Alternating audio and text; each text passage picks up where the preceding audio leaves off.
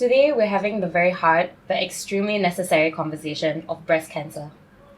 In light of it being Breast Cancer Awareness Month, we are very grateful to have our special guest, Steffi, here. And she's here today to share her experience on her diagnosis, the effects and the importance of early detection, coping mechanisms when going through cancer, and more. With her story, she hopes she can help others recognize early detection and be mindful to how common cancer is and how it could affect anyone around you. We're Manic Talks, and this is our episode for Breast Cancer Awareness Month. I'm Nadine, this is Monica, and this is our special guest, Steffi. Hi.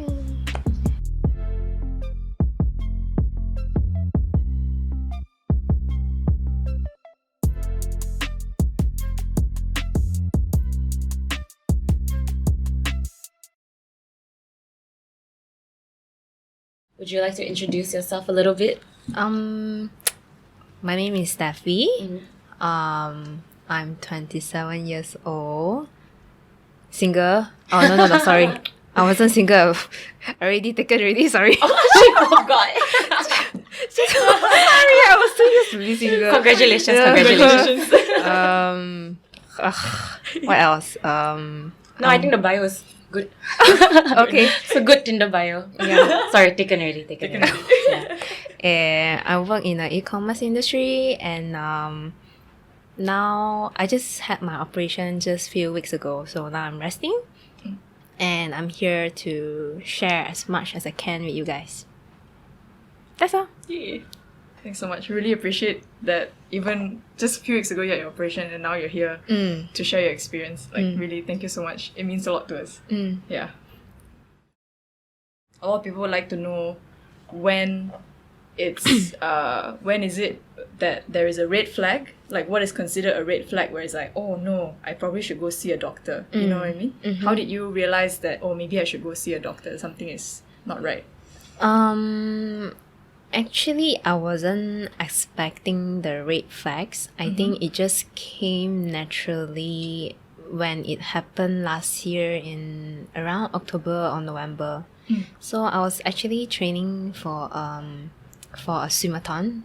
So it's open water where you swim out in the ocean. Oh, cool. So yeah, I was training. I was training for that, and then I was at the pool almost like in a week.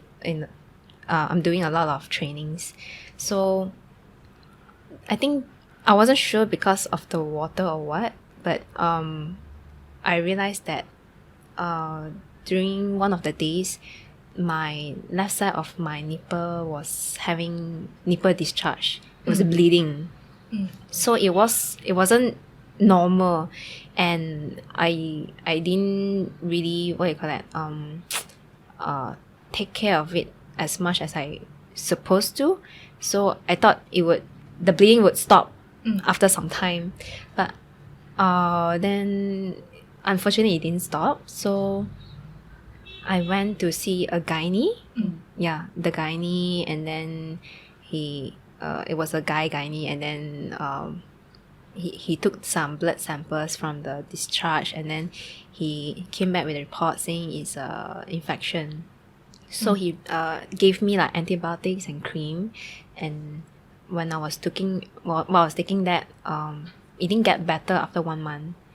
So after 1 month, it didn't stop bleeding, and then it wasn't better. So I went to a hospital where the doctor told me to go to a private hospital to get it checked. So when I went to the private hospital, unfortunately, the doctor has no idea what's causing the thing to bleed. So the doctor told me to just remove the bleeding milk duct. So from there, I had the operation in March. Right before MCO. Yeah, so after MCO, I was like recovering. It was pretty okay, like nothing particular. I just carried on with my life, and that's where I realized that there was just around in late August, I felt like there was a lump, so it wasn't normal. So I went to get it checked again. Then that's where the report came out saying that it's actually they don't call it cancer, they call it DCIS, which means ductal carcinoma in situ. Yeah, so they claim it as an early stage cancer. So that's where I realized that I had to go through operation to remove the whole left breast. Is the diagnosis is it a invasive cancer or It's not invasive. It's still in the early stages, so hasn't spread yet? it hasn't spread or anything. But the doctor told me that because I went biopsy, took the samples. The biopsy, if you're not familiar what is a biopsy, they actually first they did the ultrasound. So basically, you lie down on the bed and then they do the ultrasound, like what they do for pregnant women. So that's an ultrasound. Then after that, they'll detect whether there's like any suspicious lumps or anything in the report. Then if they suspect anything, then they'll send you to a mammogram. So a mammogram is where you go to the machine and then they'll put you right in front of the machine and the machine just squeeze your boobs. Sideways and top ways, up and down, left and right. So the experience is very uncomfortable. It's tight and you can't move. It's like the doctor tell you have to stand in front and don't move. You cannot breathe. Then I was like, cannot breathe. How long is it? no, like about 15 seconds or 10 seconds around there. Well, it's okay, you're a swimmer. Strong enough. Oh yeah, true. Yeah, true. So so that's a mammogram. Once you got your mammogram report, then they suspect anything, then you need to go biopsy. So biopsy is where the procedure of them injecting a needle into your breast and extracting the tissue. So when they do that, they'll send the tissue to the lab to further test on it, and that's where you get the results, whether it's like cancer, invasive cancer, or whatever that is supposed to tell you whether the cells are normal or not normal. So after going through the mammogram, they'll see the reports like, oh, okay, this is not the report will say that it's not normal. This is where you can see a few of they call it calciums. Like hardened calcium. So It's a kind of white dot.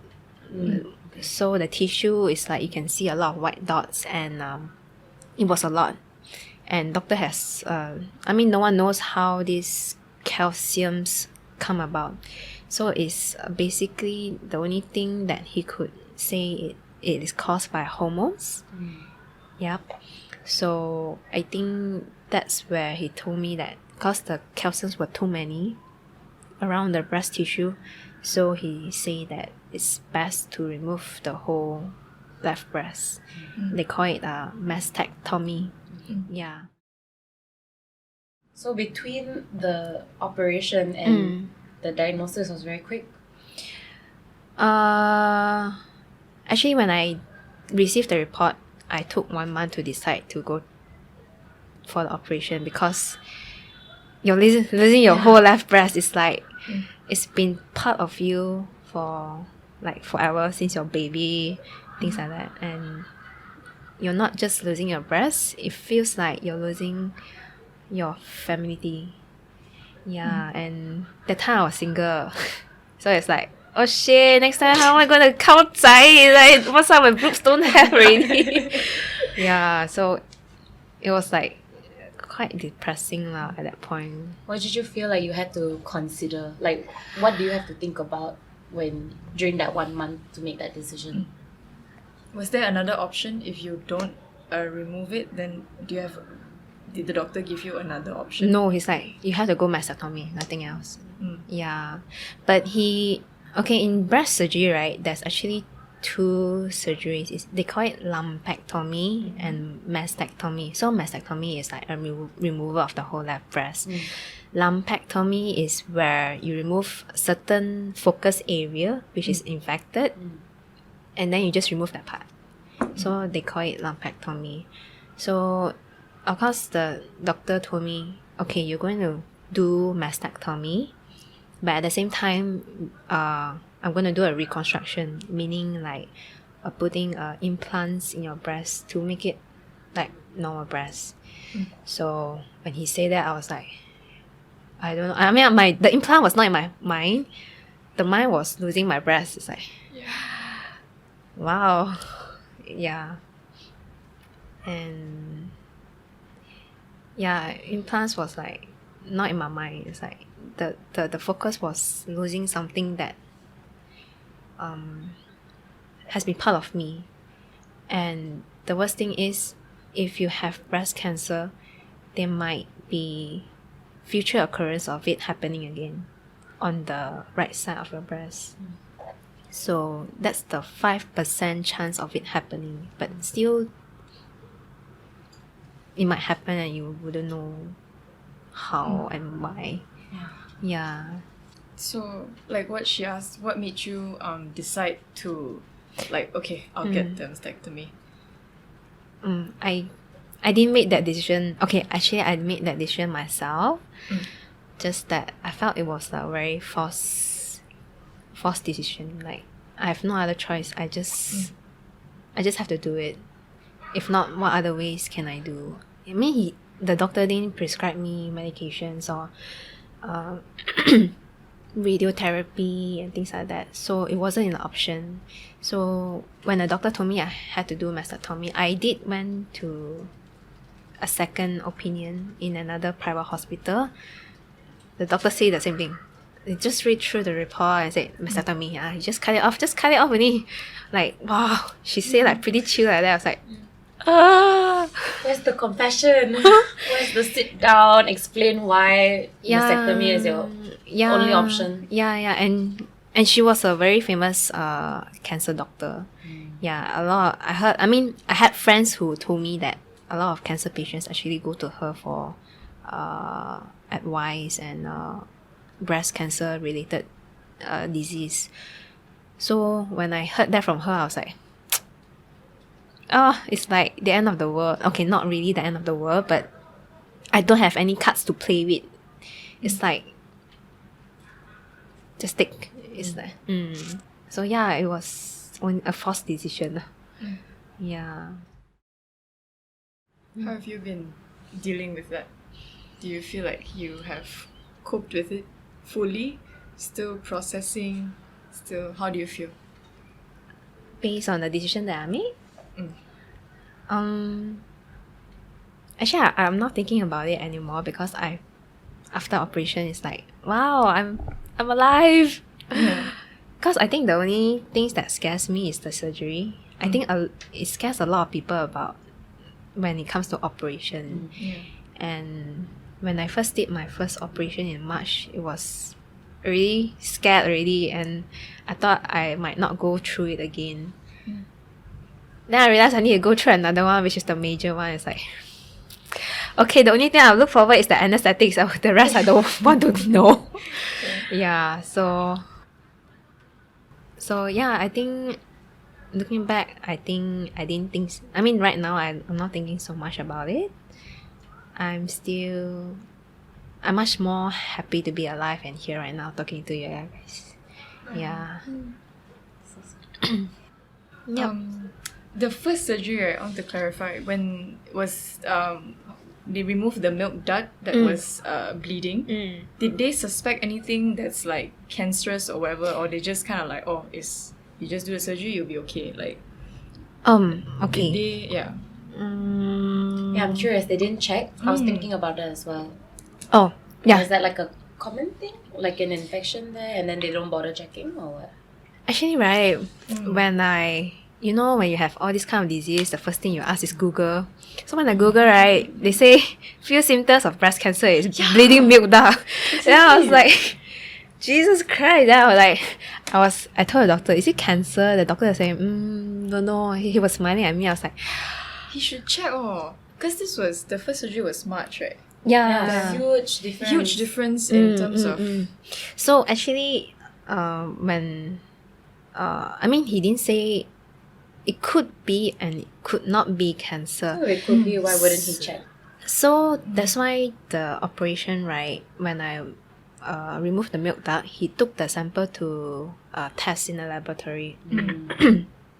So the result came out something called ductal papilloma, meaning that in simple terms, it means that having this name, you have a high chance of getting breast cancer. Yeah. So when I heard that from the doctor, from the report as well, I was very careful with my food intake. And I try to not be so stressed. But unfortunately, MCO came and then people were stressed now, working at home and being locked up like a prison. So I really jaga my diet lah. I try not to take so much like milk, dairy products, which can cause cancer, that kind of thing. But unfortunately, it became something that I wasn't expecting it to be. So that's the unfortunate part. So the doctor did tell me that if you have this papilloma, you need to be careful and you need to monitor carefully. So if you find out any symptoms, you need to go back. So I went back to him. So I think even before I see him, the revisit, before I even see him, he straight away sent me to ultrasound already. So he probably knows like what's that it happened. So yeah, that's how it goes. So when I received the report, the doctor had to call me and to ask me to go to the hospital.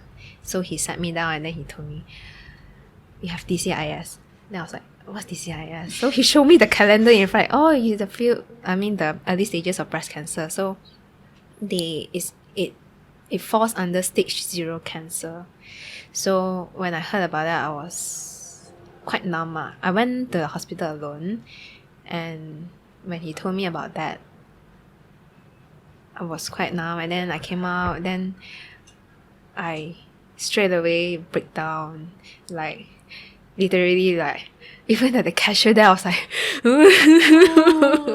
yeah, that was like, shit. You had to do that alone, man. Yeah, that must be so hard. So yeah, it was like one of the point where you felt very broken and alone at the point of time. So yeah. And then you told your family lah. I didn't tell my family after 1 week because I need to really settle down my thoughts. It's not like something like, hey mom, I got cancer. That's like, what? That kind of thing. So I need to really like think of the choices of words that I use to her and to tell my friends. Mom, it's stage 0. Yeah, but you know, moms being moms, they get very worried and things like that. Then they'll like feed you like what kinds of food? Antioxidant, just eat, that kind of thing. Yeah. So I took 1 week to really like settle down with my thoughts, and it was not easy. I was crying almost every night because you don't know what's gonna happen. Like, you have cancer, then what about the future? You might die on the operation table. The doctor is gonna make me stay. A lot of like, what if, that kind of thing. Yeah, and so when I told her the news, she was like, "Ayo, my loya." And I think she took it. She took it quite okay lah. Not so like big reaction. So she was kind of okay, and then she asked her like, so what do you need to do next and things like that. And then I told her, remove my breast. Then she like,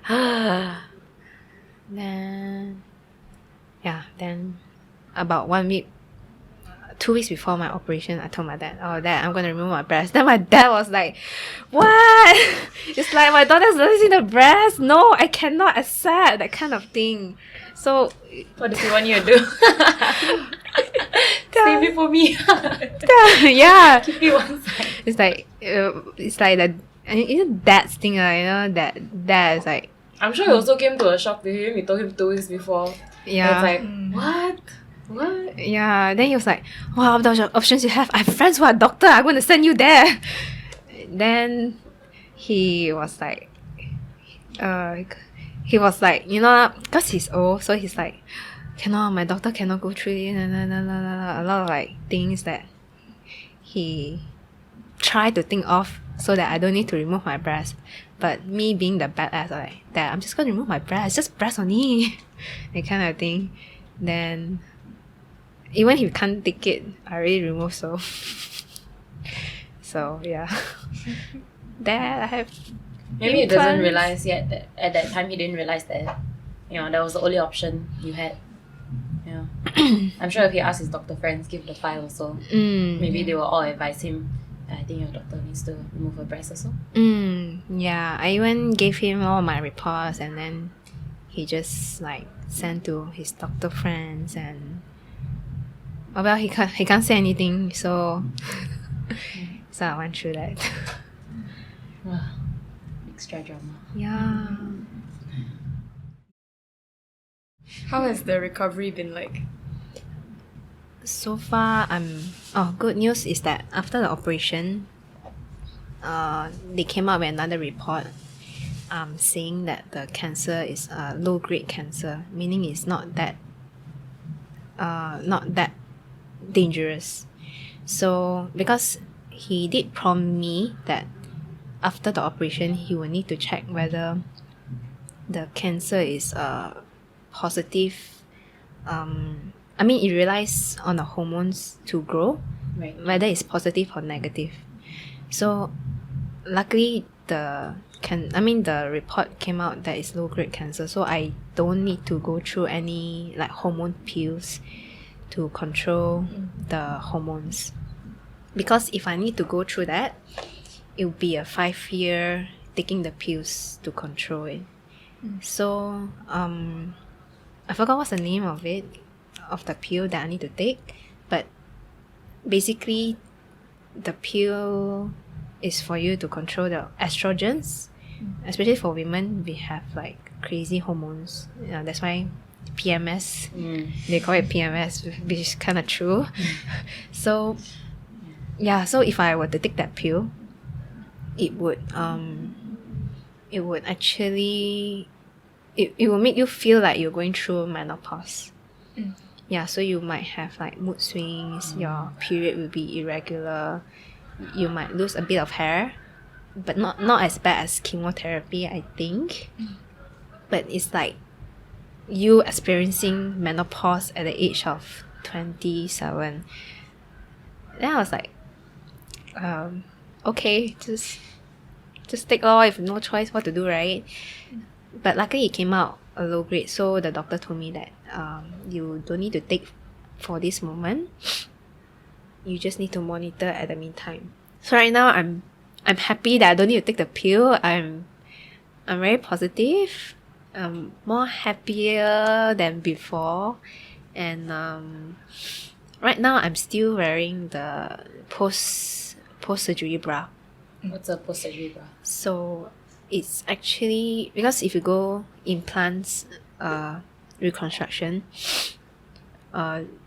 the implant has to stay in place for a period of time, so minimum about 3 to 6 months. So you need to wear it's something like a sports bra, which is kind of tight, and premium sports bra. I would say it's a premium sports bra because it's not cheap. Yeah, compared to my other bras, it's actually quite expensive. But it's necessary to put your implants in place so that over time, when you recover, the muscle would the tissue would put your implants in place so that it doesn't move or shift anywhere. Yeah, so that's the current stage where I am at. I need to wear it day and night. It's really uncomfortable, I can tell you. especially in the beginning, because I don't know about you girls lah, huh? For me as a female, when I sleep, I don't sleep with my bra. It's like Second we enter the house, it's yeah, it's like freedom. Yeah. Yeah. And I wear those Uniqlo bras that doesn't even have a wire. Yeah, And no even wire. then, take it off. Yeah. So I don't sleep with my bra, and then I heard it's also not good lah, because it's like suffocating you in a certain way. So I need to wear this for like day and night. Take out and shower, and wear it back on as much as I can, so that the implant won't look funny after that. Yeah, I heard there were a lot of horror stories where hospitals, especially, they don't really educate people who do reconstruction to wear the post-surgery bra. I'm not sure why. Probably it's not they don't have proper awareness or education to really educate patients. So there were a lot of horror stories where after certain weeks or months, the breast just drop. Like just drop. That is a horror story. Yeah, so can you imagine one side okay, one side drop, and it's like you're wasting your money, and patients would feel very frustrated with the results they have. So that's why I'm pretty glad that the doctors that did the surgery on me really teach me on how to properly take care of your breast. Especially they were really nice, because in a sense that they know that the bra is expensive, so they give you the contact directly to the what you call it? Out of seller. Supplier. To the supplier of yeah. the bra. So it's much cheaper. And I recently met the bra supplier, and she was really nice, and she really teach you how to really educate you the size of the implants that they put inside you, what are the ingredients, the gel that they use, what are the consequences that might happen, and many other things that I never hear from the doctor.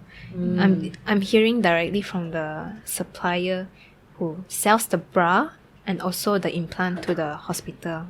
But not everyone gets that. Yeah, To yeah. talk to her, right? I'm sure. Yeah. So I'm really blessed to have very good people who really put me through this experience. So that's why I hope that I can share this to as many people as I can, because I don't think a lot of people will know this kind of thing, and especially with implants, especially in Asian culture, they are very conservative, and like even breast cancer, they don't like want to share this kind of thing. They're just like just operate and then live quietly. Yeah, so it's pretty horrifying to know that there's no stories such as this in, I don't know, in anywhere. Yeah. I mean, I didn't even know it was Breast Cancer Awareness Month. Yeah, I didn't know either. Oh, really? Yeah. Okay. It's not. Only It's out there. yeah, only after we was like, oh, let's do this episode. Then after that, only I started seeing on my Facebook there were a few events. But They're before that, listening. yeah, oh yeah, because Facebook listens to us. That's one story. Yeah, I also didn't know.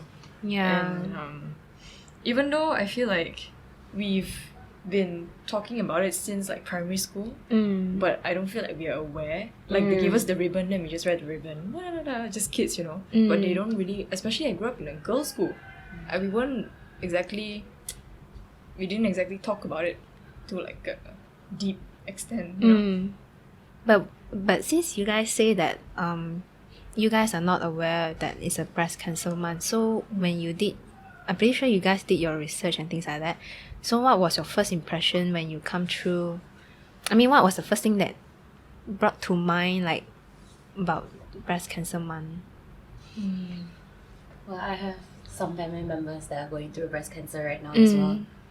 So I guess for me, it wasn't really a month. It's just been my life this year. I mean, obviously, I'm not affected personally, but and yeah, they don't really talk about it as well. You know, it's that I don't know, Okay. stigma, like that they just say cancer. You know, don't specify, but it's so common. Breast cancer is so common. I think I was reading a statistic.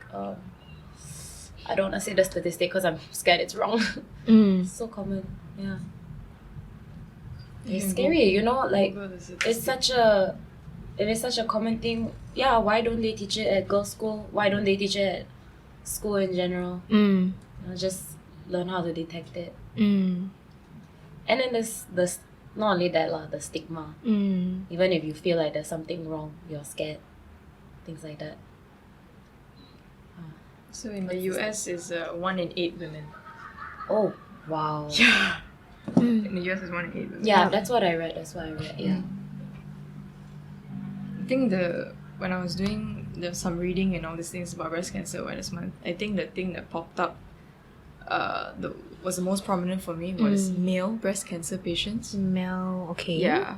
So I feel like even though maybe female breast cancer patients, maybe we don't feel comfortable talking to other people, but at least maybe there's more of a community. There are other female breast cancer patients that you can go to for support system or whatever. But there's a whole different stigma for male breast cancer patients where it's like it's emasculating, you know, not masculine, because guys don't got breast women. Why you can get breast cancer? true. Like you know, there's the stigma around it, and yeah, that's all I have to say about that. I don't know how that's something that is a secondary problem, because right now there's a whole stigma with breast cancer in itself for female. So that smaller stigma is for male, which is a later conversation or a conversation that has to happen at the same time maybe. It's a tricky waters. So, just to go back to after getting diagnosed and everything, did you have a lot of social support, family, friends, doctor? Doctors and the bra supplier. I think I had an interview with the bra supplier yesterday with another breast cancer patient. So I was like, Oh, is she a breast cancer yeah, she was a patient? breast cancer Oh. patient. So when I met her, I was like, yes, we can understand each other's pain. That kind of thing. I was like, really, it's really nice to have someone who's been through the same experience. And actually, when I meet the people around me, actually it's quite common to like in my workplace as well. One of my colleagues is also a breast cancer survivor, and I was like, wow, okay, it's like you know a lot of people around you, and You don't feel immediately so there's alone. one of it is someone who's been through that experience. So it's it's quite common. Yeah. And even if you don't have breast cancer history before, you still have a chance of getting it. So so it was like so in terms of social support, my friends, my close friends, but not so much of, I'm still trying because I'm still new in this breast cancer community. So I'm trying to, if there's anyone I know who's going through it, I would like to get to know them as well. So still trying to invade the community. Like, Steffi's here. Just swimming. Why? Still trying to get to know the people there. And I think it's really amazing of you that straight out of obviously your surgery wasn't that long ago and your recovery, and straight away you're like, I want to help educate the world, I want to help educate Malaysia, because there's a stigma here. What do you think really pushed you to want to do that? Oh, firstly, because I have too much time in my hand. And but that aside, I felt like a lot of my friends, they were pretty surprised to know about these news, and they don't know how to deal with it. And I wanted to share this experience to as many of my close friends as possible, to really tell them that your female friends is like, treasure them lah. Treasure the girls around you, guys also, but I can't speak for the guys, but I think for me as a female, we go through a lot of, especially hormone changes, it drives us crazy and things like that. So as women, our body tends to react a lot, much more compared to like to stress and things like that. Yeah, it's just overwhelming. and just to speak up for the ladies, and just to really put the message out there, whether it really hits an impact or not, I don't care, as long as I share whatever I have. If it's my last day ever, I have no regrets living my life to share my experience, as long as I spread as many the awareness as much as I can. So because after this, I want to go back to my normal life and park cancer as, I won't park it away because it's been part of me, but I want to go back to live a normal life as I can. I don't want to like, oh, cancer, okay, I need to jaga a lot of things, think about it. No, I don't want to do all those. I want to go back a normal life, work, stress, relationship. You want that stress back? Oh, no. Okay, need to minimize a bit. Later my hormones go crazy again. So I just want to be normal again. I don't want to like, oh, cancer, okay, sad, happy, that kind of thing. I just want to be like you guys.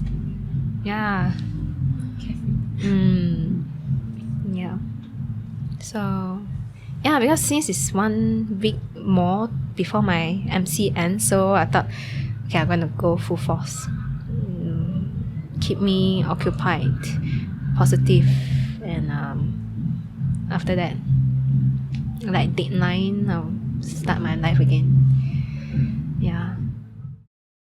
So in general, how did you find the Malaysian healthcare system? So at first, when you noticed the bleeding, did you go public first or private?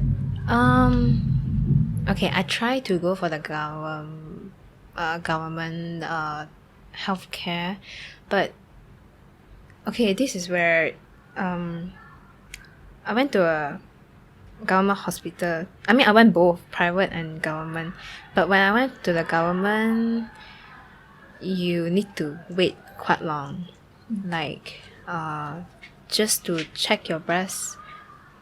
First it started with the general doctor, then after the general doctor you need to wait 1 month to see a dedicated doctor to see the breast. Because there's a waiting list? Or? No, it's just that way. Oh. So they will set the appointment, so you need to come back 1 month to see the doctor. So when you see the doctor, the breast doctor will tell you, okay, you have this issue, you need to go for the ultra scan. So the ultra scan is another 1 month of waiting, and I was like, okay, so after the ultra scan, you need to wait another month for the report and to see the doctor again. Then I was like, no, cannot. I cannot wait. It's too long. And that's where I'm like, no, I'm just gonna see the private, because after all, I'm covered by insurance, thankfully, and it really quickened the process. That's where I feel like for females, I think it's quite, very important to get insurance. And I know there are people who can't really afford insurance, and I feel bad for them, because if they can't afford, they have to go through this.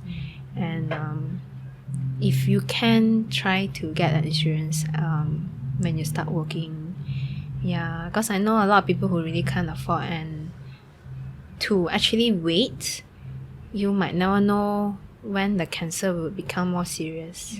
Yeah. It's a very time sensitive issue. Yeah. And I heard a lot of And so distressing to wait 1 month, 1 month, 1 month. Crazy.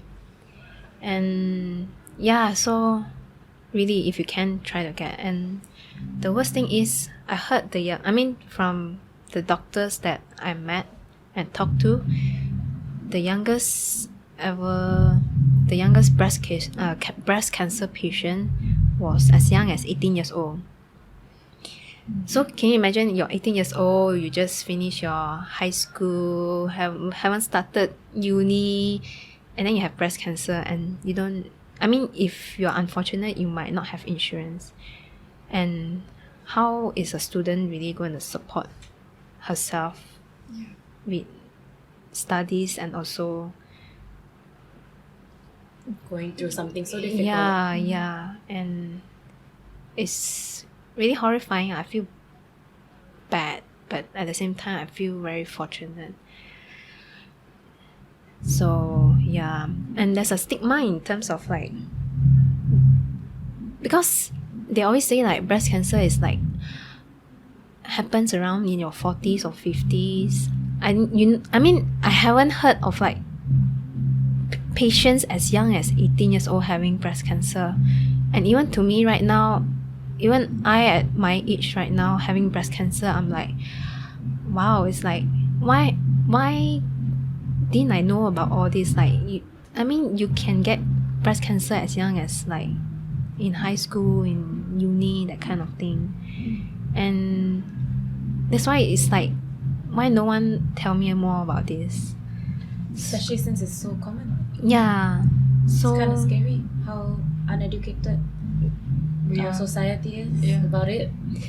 yeah, that's why I felt like I wish I could tell people, especially my female friends, like, if you want to do whatever you want to do, just do. Like, live your life. Go do crazy shit. You want to have your bak kut teh, just have your bak kut teh. Yeah, just be happy. Don't be so stressed about a lot of things. Like, you may never know, next day you might have cancer and things like that. So don't be so stressed about it, about your essence. Thank you. I was stressed today. So But I really appreciate every moment. yeah, and yeah. Do you feel like you're starting to live your life differently? Were you always before the diagnosis and before going through this, were you always also just do it, or were you more like reserved? But then now has it changed your life in any way? How you live your life? Not much actually, because before that, I live my life as they always say like, live your life as if you're about to die.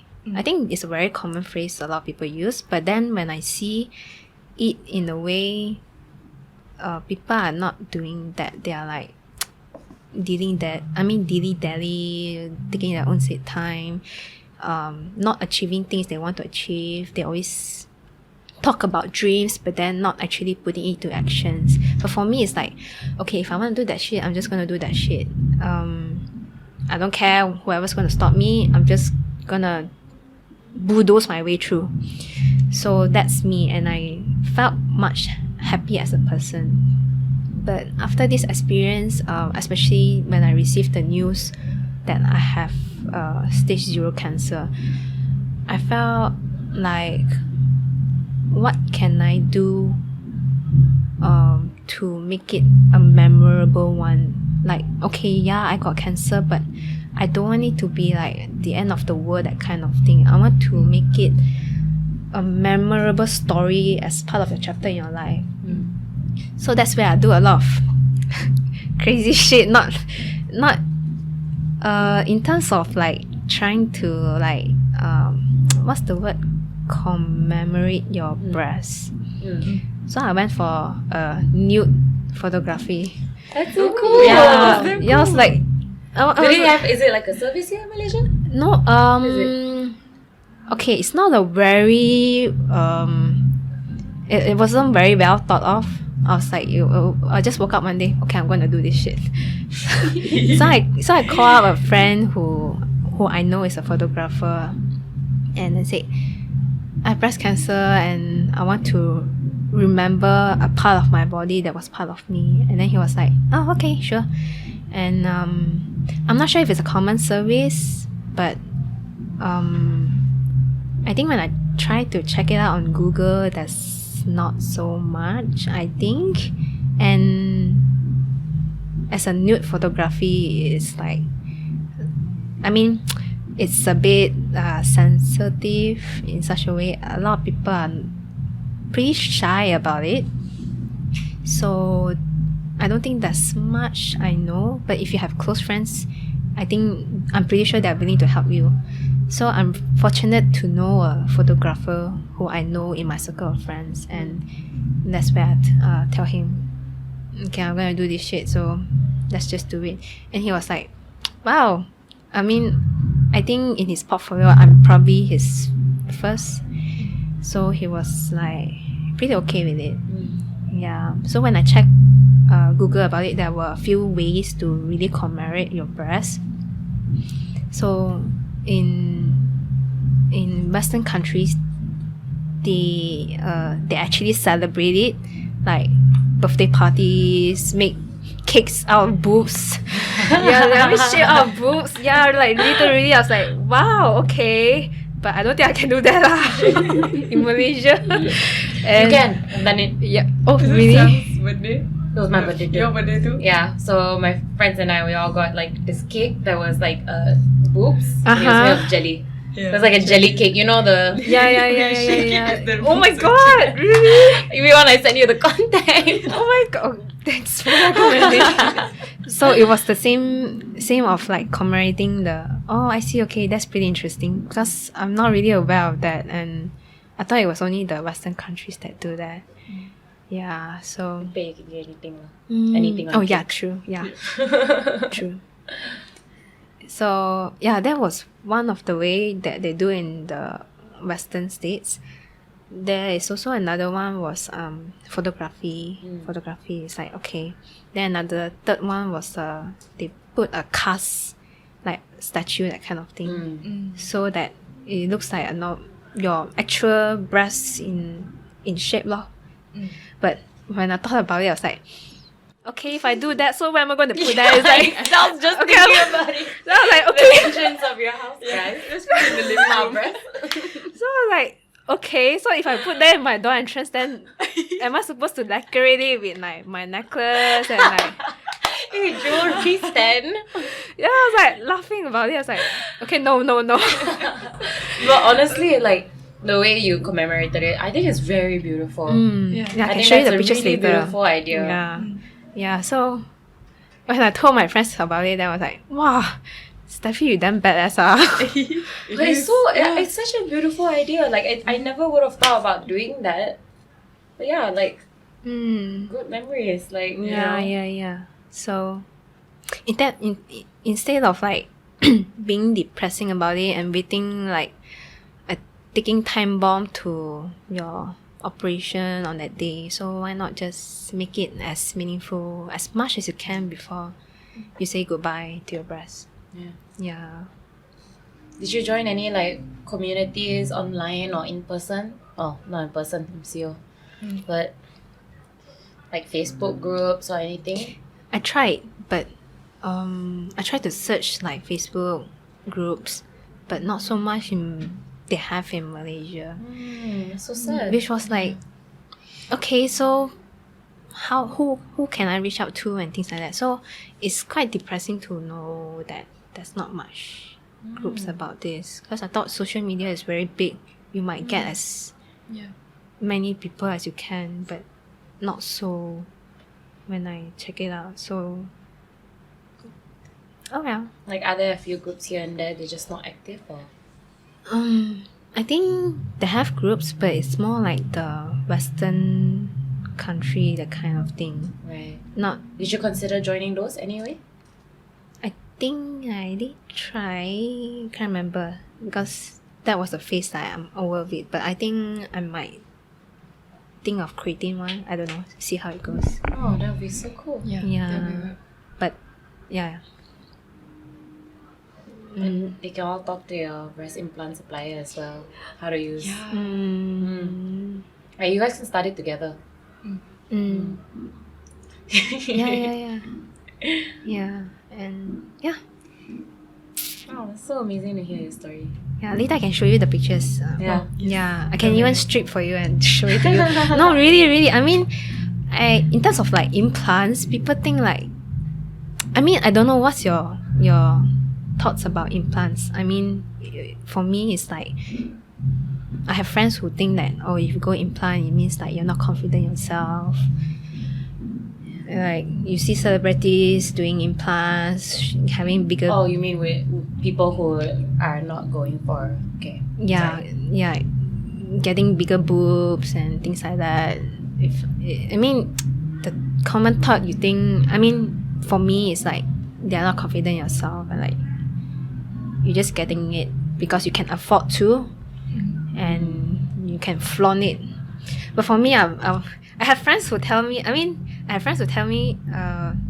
Since you're going for reconstruction, right, you can opt for a bigger upsize. Wow, like it's like, wow, you think like what, McDonald's is it? Can upsize your drink, is it? It's like, no way, man. I want to like be humble and I just want to have normal boobs that looks normal. It's like, no, I don't want. But yeah, I mean the common generalization of people going reconstruction is that. But I felt this reconstruction really helped with the recovery process and also your confidence, self-esteem, especially after surgery. Because I heard stories where they don't want to do reconstruction. Some people can't even afford to do reconstruction. They just cut it off, and so one side is flat, one side is with breast. So I heard a lot of stories where after operation they were pretty negative about their life and everything else. I mean, it's gonna really impact their health especially. And I mean, if those who can't really afford, I really feel bad for them because that's the only option they have. And surprisingly, for me, I'm pretty blessed that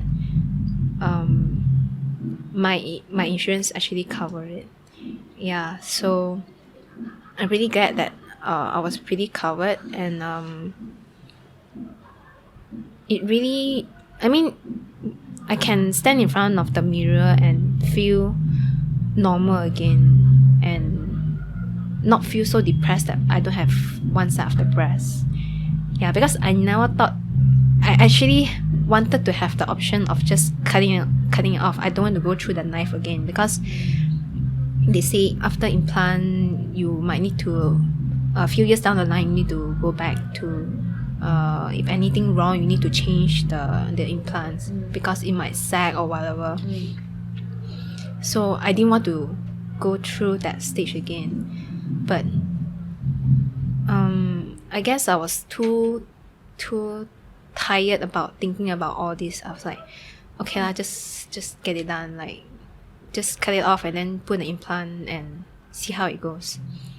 So after the surgery, when I saw myself in the mirror, I was like, oh wow, actually it's not that bad. I feel like a woman again. And sorry, was the between the cutting it off and the implant, was there a long period of time or was it like straight away? straight away. Oh, Yeah. okay.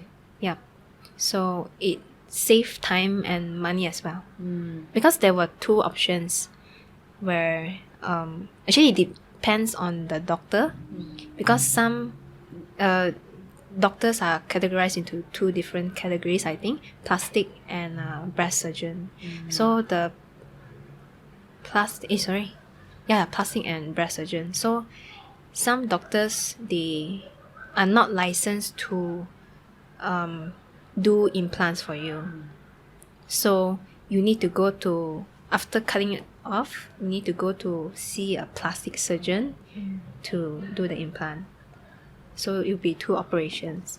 For breast surgeon, they are licensed to cut it off and to do the implants for you. So it's like expressway to expressway to recovery. Yeah, so I think I learned a lot from you today about the whole process, and you know, must be so scary to when you found out and you had no idea what's the process like, right? And I think it's really great that during Breast Cancer Awareness Month, maybe you can try to spread it.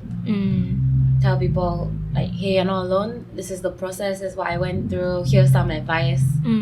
Here's how you keep going. How you stay optimistic. How you can commemorate your breast. I think we touched on a lot of things today. I think it's gonna be really helpful to whoever hears it. Okay, that's good. Yeah. Thanks so much. Yeah. I'm a bit speechless and a bit in awe. Yeah. Oh, really? But yeah. Okay. So badass. Yeah. Sometimes in life you need to balance a bit. Live life a little. Right? Yeah. Yeah. So I guess that concludes our very special episode for the Breast Cancer Awareness Month with our special guest Steffi. Yeah. Shout out to Drum Asia. But Stay tuned to our next episode and okay, bye. Bye.